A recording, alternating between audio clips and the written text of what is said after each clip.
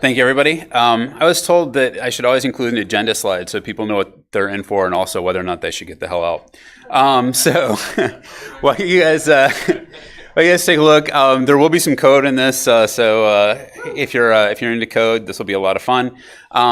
So for background, I'm a security strategist for a large financial institution, and so I enjoy training and teaching people stuff. And so the research that I'm going to be presenting is furthering some stuff that I learned from one of my old coworkers, Drew Bonstrom, and I've taken it a couple extra steps. And so we're going to be talking a little bit about hiding malware in Office documents, but also this will also apply to things like data exfiltration and stuff like that. So the problem that I wanted to solve was for phishing especially, and obviously we just learned a lot about profiling and that sort of stuff for figuring out what people find interesting in order for phishing to happen. One of the ways that is still really effective is Word documents. The blue teams have started to catch on, and there's getting better detection in things like FireEye. Windows Defender is, as far as I can tell, just far above pretty much all of the other antiviruses for detecting this. They keep making it harder and harder. IR teams are used to looking at these documents, and for a lot of these, they can take a quick cursory look at the contents of the macro and go, oh yeah, that's another Cobalt Strike. Oh yeah, that's another Metasploit. And so it just makes it really easy for them. And so what I wanted to figure out is, can I make it more difficult for automated tools to look at these? And the other thing I wanted to look at is, so there are solutions out there to help.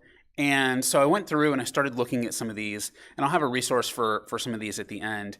And what I found is that many of them are detected, and they're being detected pretty quickly. So how can we improve these? So the current things that I'm gonna mention, Cobalt Strike. How many people here have used Cobalt Strike? Okay, so a lot more people are using Cobalt Strike. It has the ability to build Word and Excel macros, and it's pretty decent, but it doesn't really do anything to hide itself. It's pretty much straightforward. Metasploit does Office macros that work for a couple of different types. Empire, I want to especially call out Empire. They don't just have Office macros, they have Mac support. So if you're fishing on Macs, you know, and there's not a lot of other security things there, give Empire a try. And so one of the ones that I came across that has been pretty effective in the past has been Cactus Torch. And for those that don't know what Cactus Torch is, it's a way of embedding a COM object into a Word document and then using that COM object to run your code. And so it's a little bit more, I guess, effective than a lot of the others, because it's harder to pick up on. But since it became popular, a lot of the antivirus vendors have signatures for it. And so if you're interested in these attacks, and there's a number of others, at ired.team, there's an entire list of different attack vectors. So what's our problem? Most of these techniques get caught or blocked. And one of the ones that was one of my favorites was the remote remote document templates, where you could actually give somebody a normal Word document, make a malicious macro, and then put it on a remote HTTP server. So that got patched earlier this year. And so Microsoft is now starting to aggressively go after these things. And so that is making it a little bit harder. Defender is getting better at detecting these. So Defender now has some behavior analytics for things happening out of Office documents that's able to catch some of this stuff. Symantec and McAfee, your mileage may vary. So sometimes I see things getting caught that I'm really surprised about, and other things that I think should be absolutely blatantly malicious. When they looks at it, it's like a whatever. So for instance, I just tried Metasploit through Veil the other day, and it was like, go for it. And so, you know, the stuff that I'm going to be talking about is for when these things don't work. But like I said, IRs can sort through these really quickly. One of the ones that I look at when I'm looking at my payloads to see what is really out there is OLE VBA. And OLE VBA is a Python tool that will dump the macro out of an Office document and then give you some basic analysis. It'll tell you, how many base 64 strings it sees, whether or not it sees any kind of interesting encodings and that sort of stuff. One of the things that I've noticed when I've been looking at things of mine that I've gotten caught and things that haven't gotten caught is it seems to correlate with FireEye a little bit, the number of things in that list versus whether or not it makes it through. So I don't know if like there's anything besides circumstantial stuff there, but it seems like when my list is small, everything is happy, and when it's not, I'm going to have a bad time. So one of the other things that has a lot of potential is stomping. So stomping is basically when you have a macro, it's actually kept in two places. It's kept in bytecode and it's kept in text. And if you have a document that was built on the exact same platform that you are going after, you can get rid of that text and it will still run. And when somebody opens the macro, it'll just be blank. But unless you're really good at your OSCent or you're going against a small enough company that they're predictable, most big companies, even though they have patching, who knows what you're actually going to get. And so it's kind of tough, but that works. One of the tools to do this that's pretty effective is Evil Clippy. If you guys haven't checked out Evil Clippy, check that out. So the other thing is people with even basic EDR are looking for PowerShell. And a lot of the time people are running these macros and then are just trying to shell out PowerShell stuff. And it's completely obvious when it happens. So one of the things that I've been doing with this is going with Cactus Torch. And the reason is Cactus Torch doesn't have to shell out PowerShell. So even with obfuscation, most of these macros, it's really easy to tell what they are.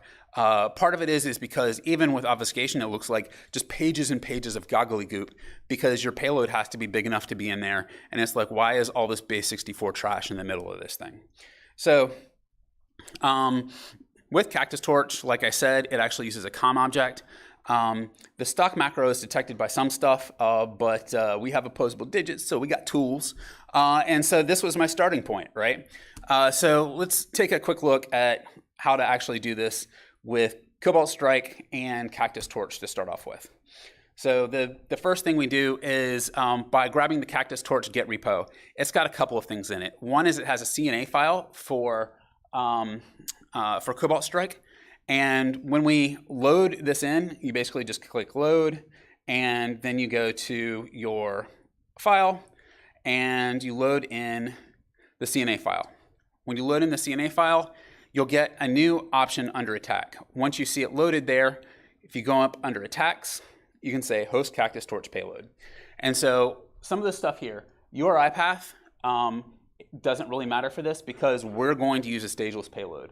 One of the differences between a staged payload and a stageless payload is a stageless payload keeps all of the stuff in one place. We're going to create a VBA macro. And one of the other things you saw there was the run DLL32. When this actually spawns, it's going to process hollow run DLL32 and shove our stuff into that because it's not PowerShell. So now we open up Word and we go under View and go to Macros. And so we're going to just create a fake name. One of the things we want to make sure we do is don't contaminate our template. We're going to go to the actual Word document itself and create, and then we just paste this guy in. So one of the things you'll notice is that this is a ton of code, and that doesn't look malicious at all, right? That looks, everybody's macros look exactly like that. Yeah, the other thing that you'll notice is like things are called binary and code. And so, it doesn't even try, right? So here what you can see is actually allocating this as a stream, deserializing hex code, and then it's creating the object, creating the instance, and then you see o.flame, which is a method in the Cactus Torch COM object. And so all of those are really easy for antivirus to pick up. So what we're going to do is we're going to take that and we're going to save it. So when we save it, by default, you have docx files. Docx files are really easy to look into because they're basically zip files. So we're actually going to change this to just a doc file. And the doc file supports macros without having to have any kind of special extension. And so it tends to make it through things like FireEye a little bit more easily. So now when we look at this with OLE VBA, you can see my sweet typing skills. When we look at this with OA VBA, one of the things that we're going to see is that there's just tons of stuff that it finds. Pages and pages of things that look funny. So you see here, base 64 strings, hex data, the actual code comments, all of that sort of stuff, all of these DLLs. And so unless you have some sort of severely challenged incident responder, this should be completely obvious what it is, right? And so if you give your incident responder this and they can't figure it out, then you need a new incident responder. So now when we look at this, we see all of these sweet macros: auto open, workbook open, which some of those are for Word, some of those are for Excel. And so that's also a dead giveaway. And then the one called run, is pretty special too. So now when we run this, we get our beacon back. In order to run this, I had to turn off Defender hard. Otherwise, Defender it didn't even let me get close. So, at this point, we have our shell, and that was successful. So that was our starting point, but we can do better. We certainly can't do worse. So one of the things that I wanted to look at is what hidey holes can we put this stuff in, right?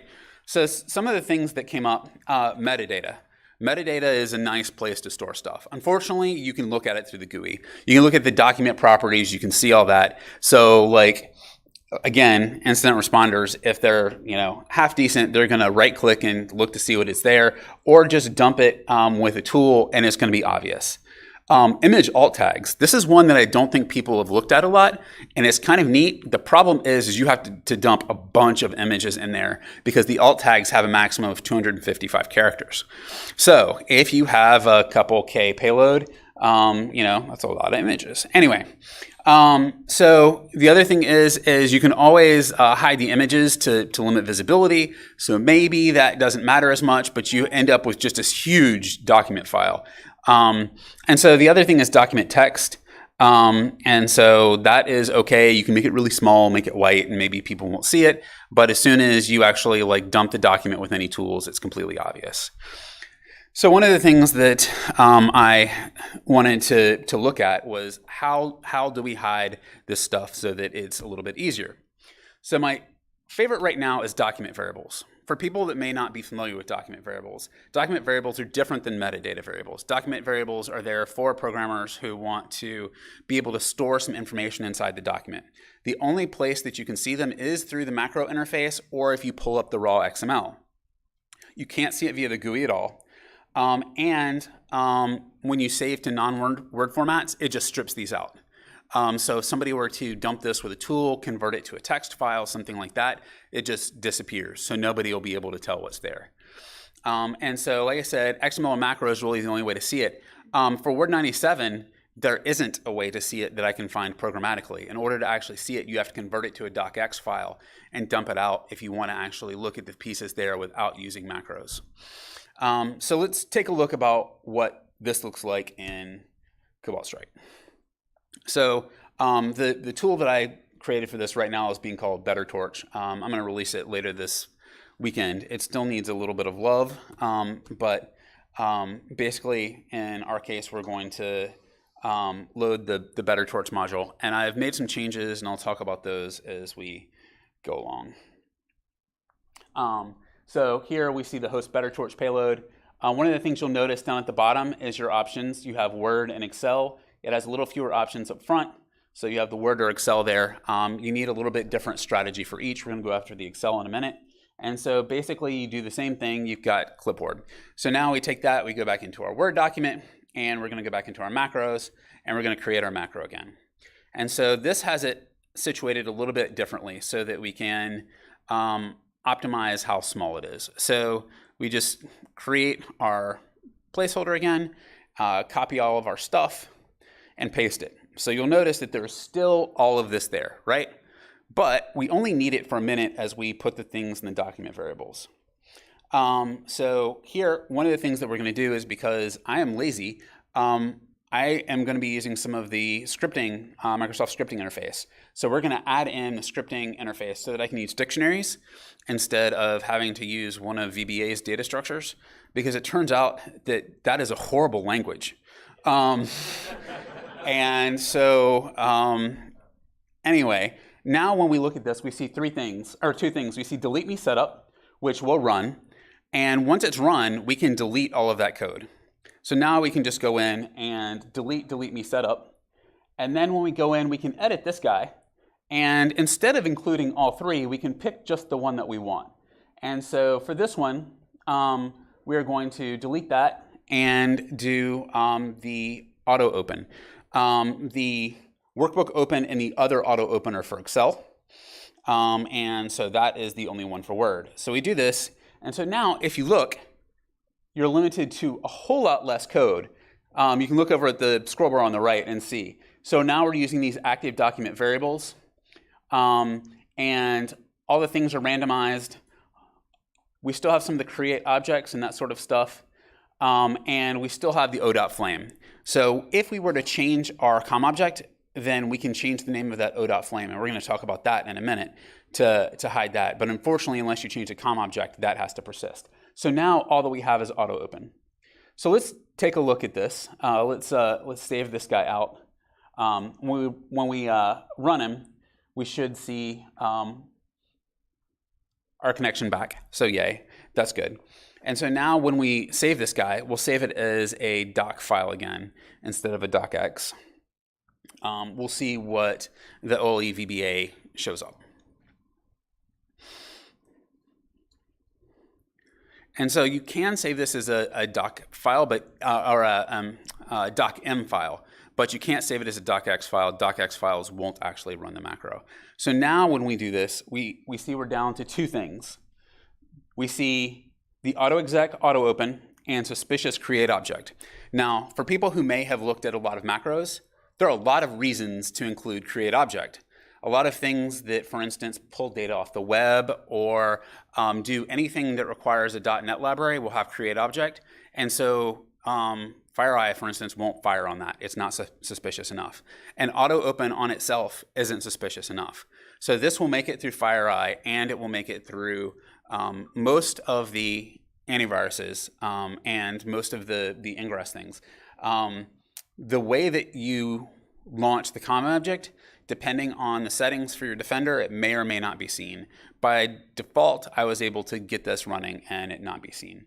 So one of the things I also wanted to do is give people a chance for questions before we move on to the next thing. Does anybody have questions before we move on to the next part? Yep. Which version of Windows Defender? So this Windows Defender and then this Windows Defender ATP? It is not the ATP. It is standard Windows Defender. It has enough instrumentation to be able to tell when. So what it saw was the process hollowing function of Cactus Torch. If you change the method, it is less effective. So one of the things that I'm working on for the future is basically extending the com object to do some more stuff. And I'll talk about that some more in the future.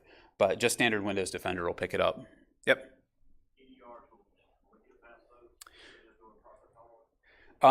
Again, it depends on what method you use. Process hollowing is pretty obvious. There are some other methods that don't get picked up quite as easily.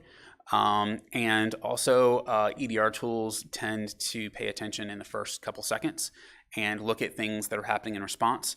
So I'll talk about, remind me if I don't talk about that in a minute, but there's what comes next, auto open is not the way to do this. Auto open is more likely to get caught. Forcing user interaction is the way around this. Any other questions before we move on and talk about Excel a little bit? Okay. So Excel documents. Excel documents don't have document variables, which made me very sad. And we hadn't been doing a lot of fishing with Excel documents, but when we decided we needed to, all of the things that I tried went horribly. So this is going to be a little bit my experience with that. Metadata, again, can be seen through the GUI. Image alt tags. There aren't a lot of people that toss a lot of images in spreadsheets, but you can still use that. And sheet text. So sheet text can be hidden, but it's easily recovered and converted to text. So one of the things, as I started researching, I found out that there's actually 3 different visible states in Excel. There's a visible, which is visible in the GUI, hidden, which is unhideable in the GUI, but then there's extremely hidden, which is, I guess, the Red Bull of like hiding. So extremely hidden, you can't unhide anywhere except for from the macro side. You can change that there. But if you convert this document to, say, PDF, extremely hidden stays hidden. So if you convert this to anything else, it's still hidden. So since we don't have document variables, extremely hidden was our way to go with this. So you can put up to 32K in a cell, so that's not horrible. The Cactus Torch payload itself for the COM object fits easily in 32K, and splitting the Cobalt Strike payload or any other payload up into 32K chunks isn't actually that bad. The problem is Excel has some quirks, and if anybody's ever worked with Excel, you know that putting certain special characters at the front of fields means certain things, like plus sign means add this, or an equal sign means something very specific. And so that is cool and all, but base 64 has plus signs and equal signs. So you have to give it a little bit of attention to make sure you're not doing something stupid along the way. So let's take a look at how this works under Excel. It's very similar. We load up our Better Torch. We'll generate our payload. We'll select Excel, and we'll do the same thing. One of the things I'll mention is one of the things that you saw in here was the regsurf32 as the binary that we're injecting into. A lot of things are looking at that right now. You can actually use any binary that is in System32. Let me pause this 1 second. You can actually use any binary that's in System32 and the 64. And the reason it does that is it will make it platform independent. It looks to see things in both of those places. There are a handful of binaries that exist in both places. So pick one of those other binaries. There's a number of pieces of documentation about how to pick ones that are good and less likely to be detected. Run DLL is your worst idea, basically. So by default, your mileage may vary. Picking others will give you some improvements. And so, basically all that does is the binary you're injecting into. And so that keeps you from not having to switch between 32 and 64-bit. So here what we see is we have basically the same stuff. We have the scripting dictionary again. We're going to have to add back in the stuff for the scripting dictionary. So we go back to our references, we add back in that. And we're going to basically do the same thing. One of the things that we'll see along the way is I'm going to show you guys how to fix when you hit one of those equal sign errors. So here we have our delete me set up. So we go to that function and we run it, and we see this awesome out of memory. What does that even mean? Out of memory for what? So what out of memory in this case actually means is it just tried to do a computation with that.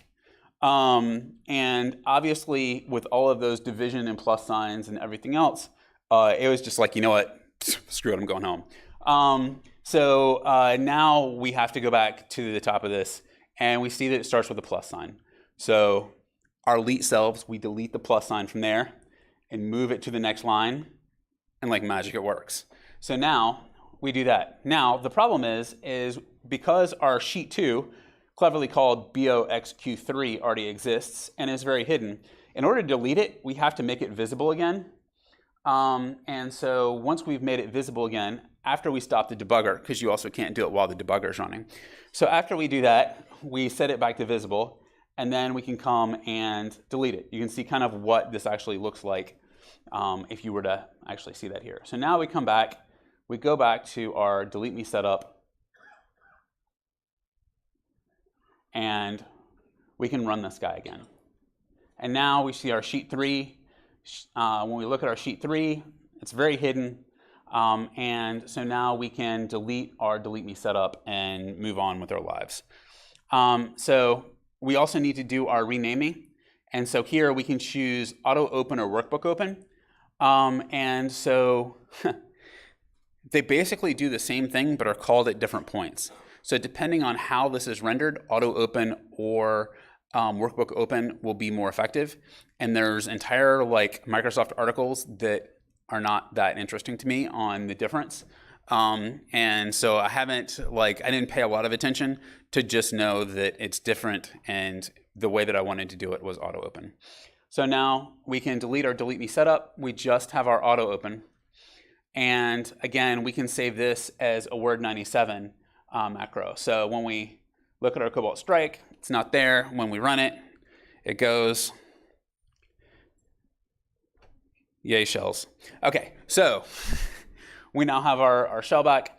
And so if we want to look at what this looks like in OLE VBA, we can go back and we can save this again, and we're going to save it as the 97 format. And so,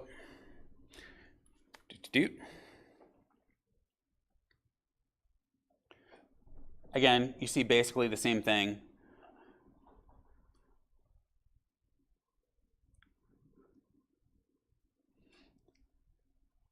This one has a couple of things. It has create object and it has hex strings. So the hex encoded strings were detected. One of the things that if you actually look at it, it turns out to be nothing. We can fix this by changing the length of some of our variable names. If it actually hits this, if you just rerun the module and it randomizes it again, it'll get rid of the hex strings. It just so happens that if you hit a randomized string that only has lowercase between like 0 to 9 and then A to F in it, it's like, oh, that's hex. So just rerun it again and it fixes it. And so now we have a document that we can use. So again, if you run this again, that'll go away, and you'll only end up with those two, the auto open and create object again. Before I start talking some more about improving evasion, anybody have questions on the Excel piece? Yes, sir. Yeah, could you use a different encoding technique? Like, you encode still has equal signs plus. Could you just use something other than base64? Sure. And so the thing for this is it is not because it was using base64. This has everything to do with my crappy random string generator, not the actual content of the payload. So let me figure out how to put this. If I cared more where I didn't just rerun it, then I would write a better random string generator. But I didn't.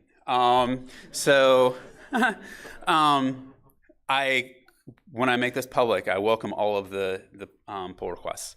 Yeah, anybody's welcome to fix my janky code if they would like. And the first thing is probably better randomizers.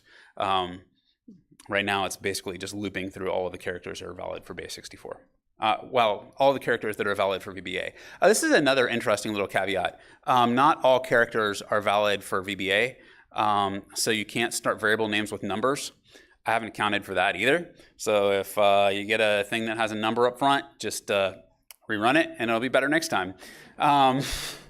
So yeah, maybe one day. Any other questions? Yep. So you said this was now bypassing FireEye and most AV. Did your incident responders bypass them as well? Did they think this was suspicious at all? Well, Did they even look at it? Were they depending on the tools? They were depending on the tools, and I will say that the quality of your fish will drastically change the outcome of this. So our ones that have been really poor fishes, they gave it an additional look. The ones that were really good fishes, people claim credit for. We've had things that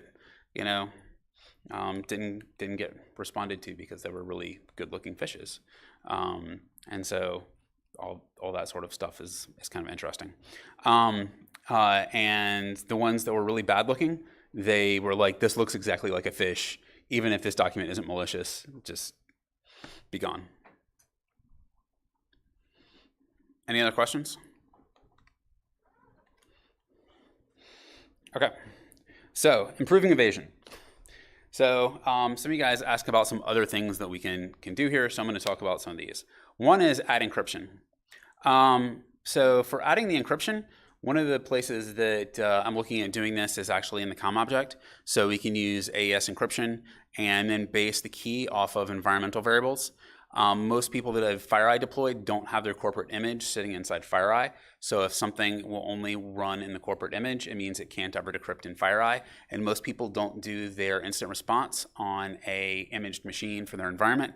So again, they will have a bad time. Keying off environment variables is another one. And so things that like host name, domain name, the domain SID's a really good one. It's hard for people to figure out if they don't know what they're looking for. So if you can include something programmatic there, it's nice. Username patterns, if your company has a very specific username pattern, then that's a good one. And like I said, it's nice for FireEye sandboxes and a lot of the other sandboxes because they don't know anything about your environment, and so they typically won't run when you detonate them.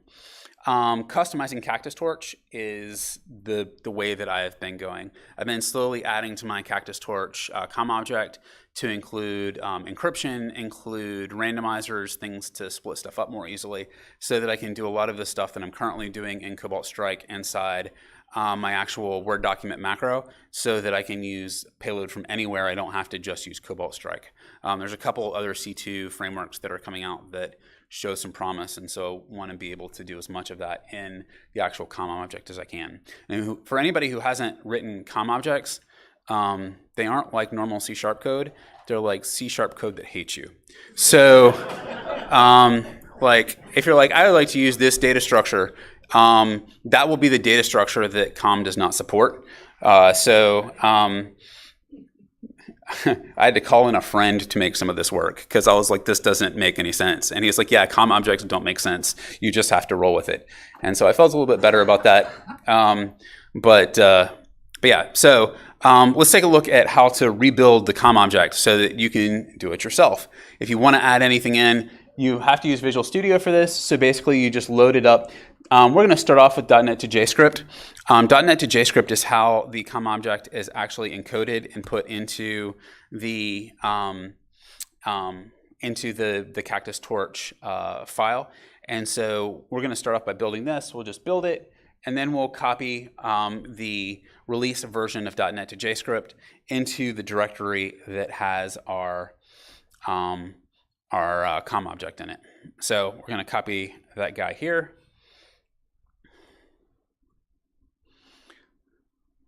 And so next thing we can do is we can actually use CSC, which is a command line C compiler for .NET that we can use. We're going to compile this into a library. And so in the .cs directory, there's this cleverly named test class.cs that they stole and extended from .NET to JavaScript or .NET to JScript. So now we have this test class.dll. So now we need to turn the test class.dll into that hex object. So what we're going to do is we're going to take .NET to JScript, and we're going to go ahead and tell it the language we're going to use is VBA. We're going to go ahead and tell it what files to output to, and so cactus.vba, and then we're going to give it the test class. And it's going to say that doesn't work because it's called Cactus Torch, but it was built into test class.dll. So I renamed mine, so it's not called Cactus Torch anymore. Now it's Squirtle. Lol, because shells. Anyway, for any Pokemon fans. Anyway, so then it poops it back out into all of the hex stuff and then a bunch of stuff we don't care about.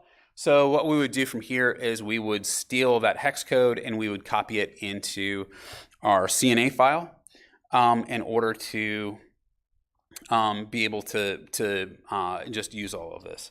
And so the things that you have to change when you rename the class, I strongly recommend you call the actual executing method something besides flame, because that is something that's triggering off of signatures. You can call it literally anything that you want. And the only thing is that is the one thing that you can't obfuscate. That has to just be. So you can create a random name that looks obfuscated, and then it is what it is. I recommend not run malware or something like that, or you have just wasted your time. or not if you're just having fun with your incident responders. But that's really the only piece there. So looking ahead, one of the things that I would love is some collaboration on this. I have some ideas.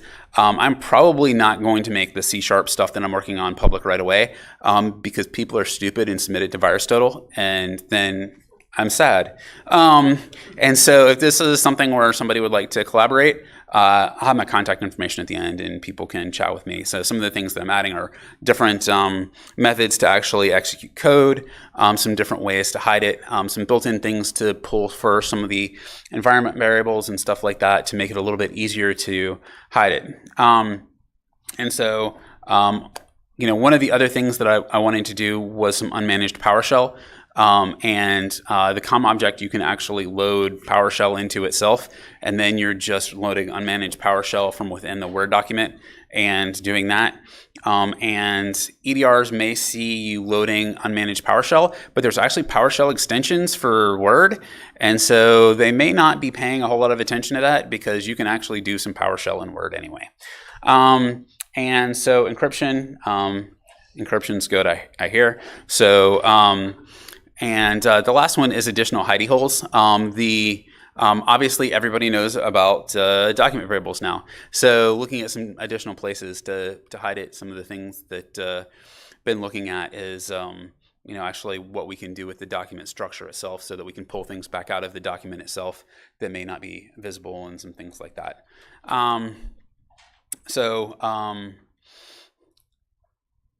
Last thing I wanted to show you guys before we do some more questions is forensics. So if we wanted to look at this, like I said, the doc file, there's not a whole lot you can do to get it out of this. But if you suspect that something's malicious, you can always turn it into a docx file, rename the docx to a zip, extract it, and the document variables all live in settings.xml. So settings.xml, when you look at it, it's usually pretty small. When you start putting all of this crap in here, you start seeing all these docvar fields, and these docvar name equals blah, and there's our base64 code.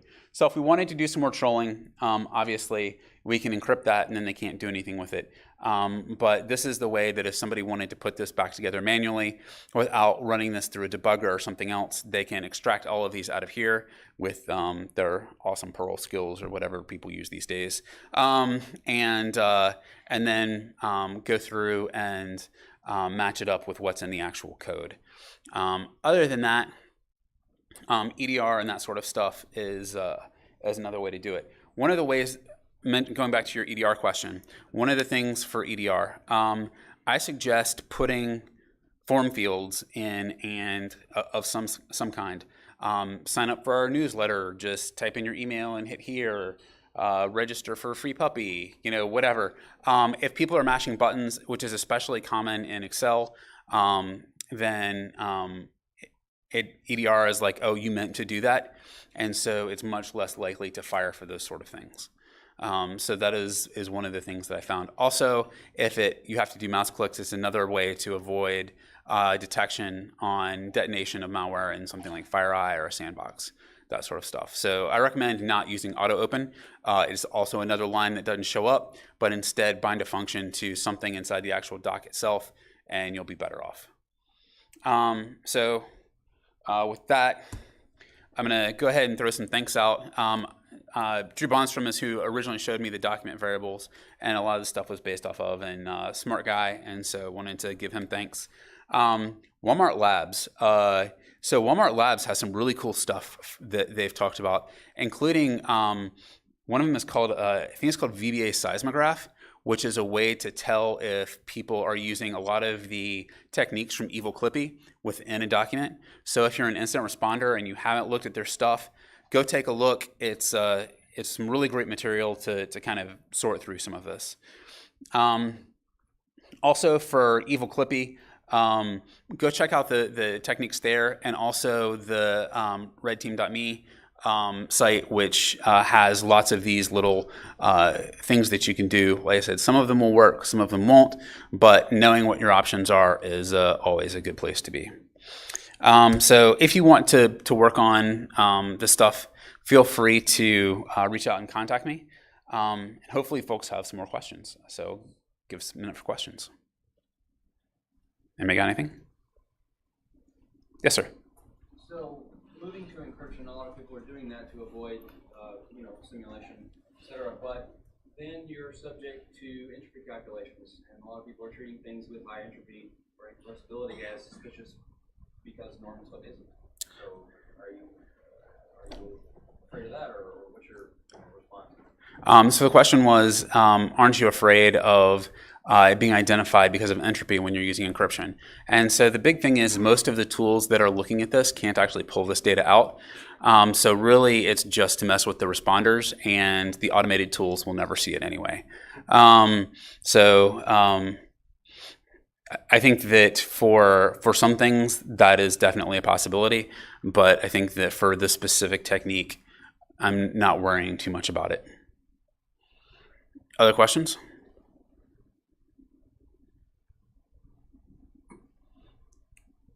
Last chance. Okay. Thank you guys very much for your time. I really appreciate it.